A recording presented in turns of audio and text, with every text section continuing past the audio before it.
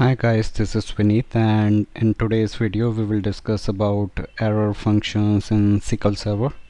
So basically there are 6 error functions inside SQL Server, and these functions provide information about the errors that we encountered inside SQL Server, and following all the functions with their descriptions. So first function is error underscore number, and basically this function provides us the error number. And second one is the error message, which gives us details on the error message, and third one is the error severity, which tells us about the error severity. So basically what type of error messages we can catch within SQL Server.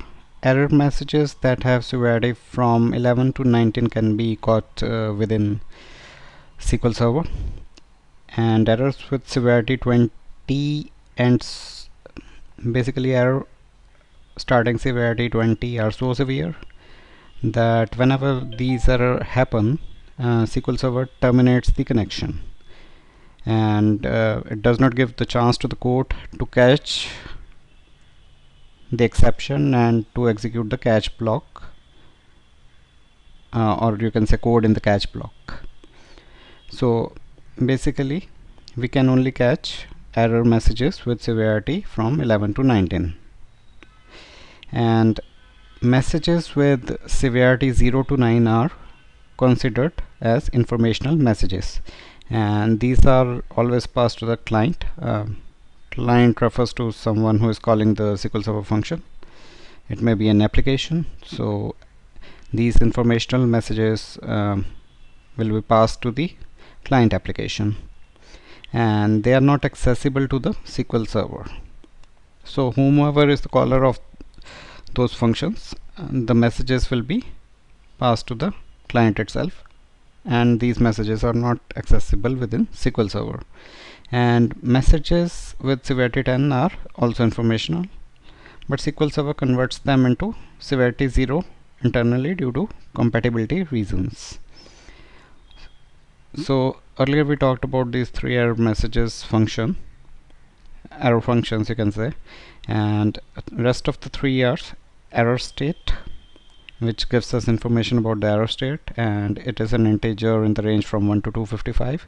And also the error line function is there, which gives us the line number in the code where the error happened.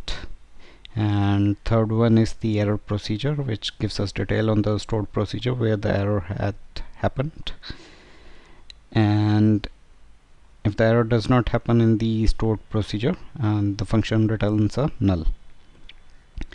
There is an important point to consider when using the above functions, and if these functions are not invoked from the catch block, they all return null.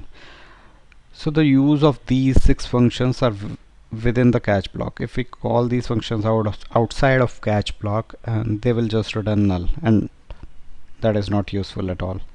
So let's talk about an example where we are running a following piece of code. Let's go through this piece of code. So here we are creating a procedure, which is the name of the procedure is error info, and in this stored procedure we are mentioning some print messages, the error number. So basically we are creating a procedure which gives us information about error, various information about error, like error number. So we are printing error number, we are casting error number as worker, and we are printing error message, just putting in the error message function.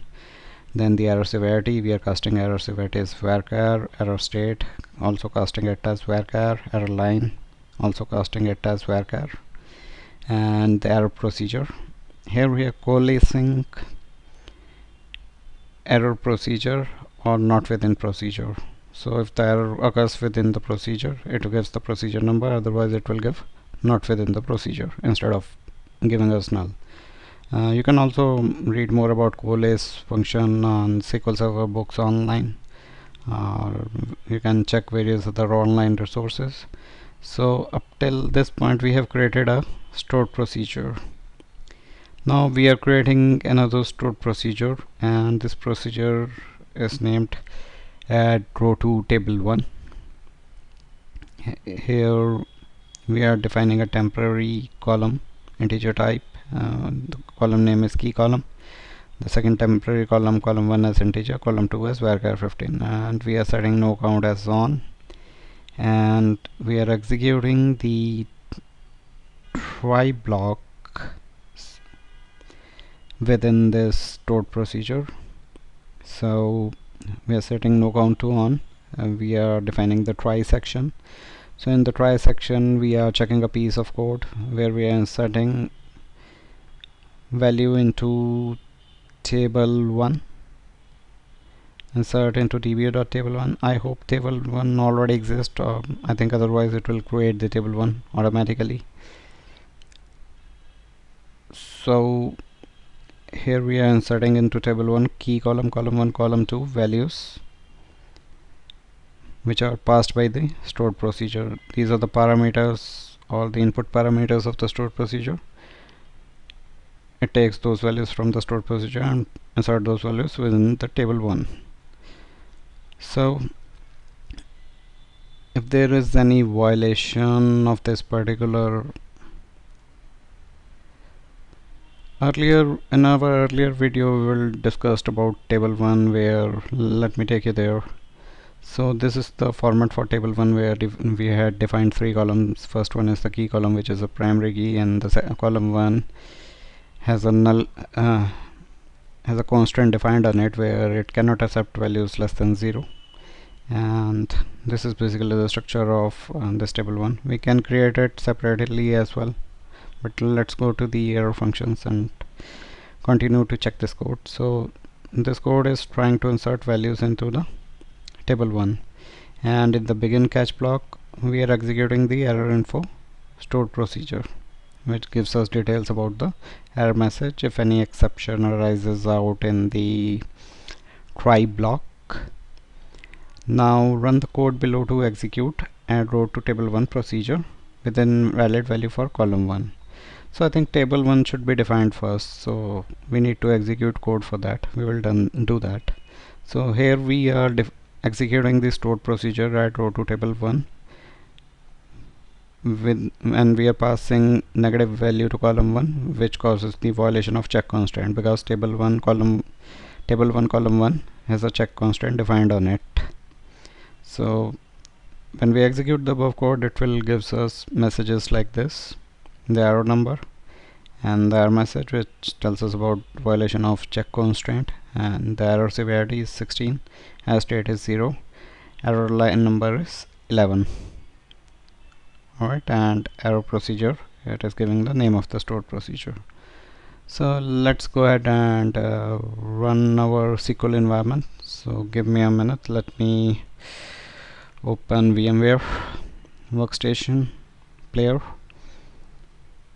Here we have our DB machine, which I will try to invoke, and let's wait for it to open. So it's open, so let me open up DB machine. It will take a while. In the meantime, I'm pausing this video. I'll get back to you once this machine is ready. So guys, we are inside SQL Server, so let me try to connect to the server.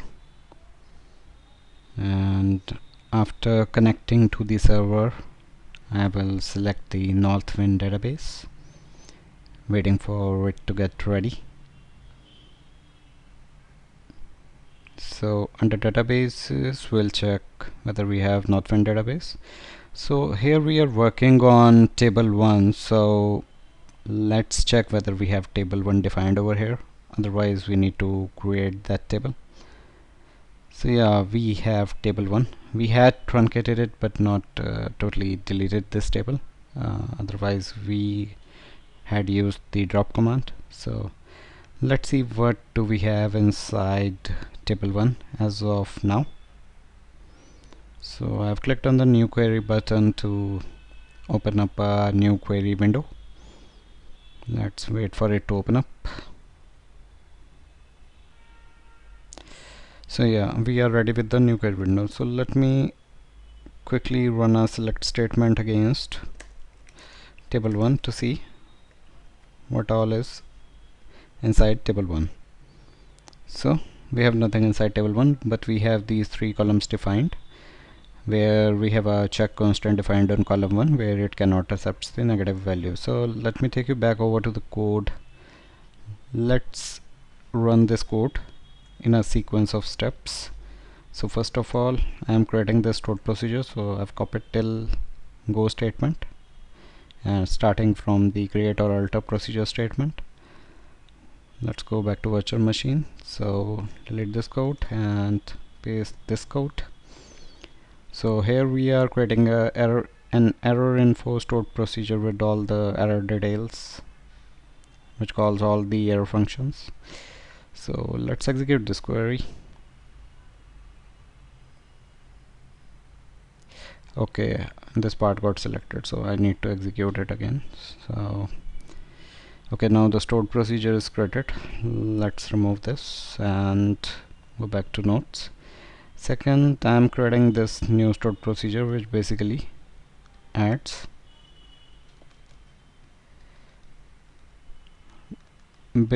defines 3 variables, and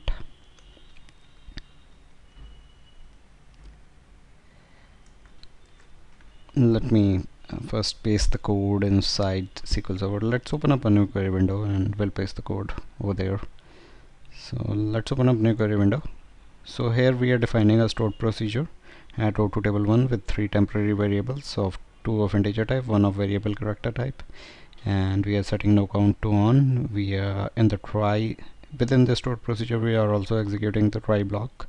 In try block we are inserting values into table 1, which is the temporary values defined. Actually this is also a stored procedure, so I think we can execute it right now. So this stored procedure is trying to insert column values into table 1 inside key column 1 and column 2, and it also has a catch block which is calling the error info stored procedure we created earlier. So let's execute this piece of code. Okay, I think go was not required, so let me close it. So let's execute it. So this stored procedure is also created successfully. Let's move back to the notes. Now we are calling this stored procedure add row to table 1, which we had just created. So let's open up a new query window and put this stored procedure. So here we have a command where we are trying to insert a negative value into column 1, and in table 1 column 1 has a check constant defined on it where it cannot accept the negative values. So error message is raised regarding the violation of check constant. Here we are passing values 1, -20 and David to the stored procedure add row to table 1. So let's try to execute this and we'll see what error info or error messages do we get. So let's quickly execute it. So here we see the error messages. Let's quickly go through it. So the error messages are, first of all, we have got error number, which is 547. The second is the error message, which is the violation of check constraint in the Northwind database DBO table 1 column 1, because column 1 has a check constant defined. Error severity is of 16 and state is 0. Error line number is 10, and the stored error is within the stored procedure add row to table 1. So we got all the info. So let's close off SQL Server and go back to the notes. I think we are done with this topic, error functions. So thank you so much for your time, guys, and do like this video and subscribe to my channel and hit on the bell icon to get regular updates on the videos I post, and also put in your comments regarding whatever videos you want me to create. I can create videos on various topics related to SQL Server. So again, thank you so much for your time. Have a nice day.